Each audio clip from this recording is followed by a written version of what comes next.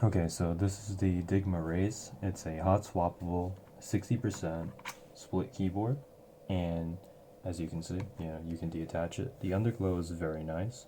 You can open it up. They're going to be releasing a tenting kit soon, and the switches have a PCB mount on the actual board itself. So I'm going to be ordering Zeal switches to try it out. Still waiting on the switch tester. These are cherry profile switches, and if you wanted to get SA, you could. Overall, I really like that you can just use the software, the base core software, and then just remap any of the keys to whatever you want. I have layers. This is my mouse layer. Here's my FN calculator layer and arrow keys. And overall, it's pretty nice. You can take off the wrist rest just like that, put it back on, and then attach it just like this. And really quick, you can detach the right side of the keyboard, and then if you wanted to hook it up to play games with your wireless mouse, you can.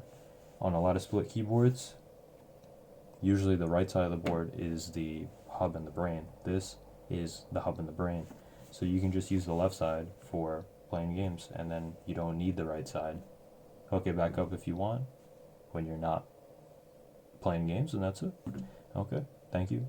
Bye-bye.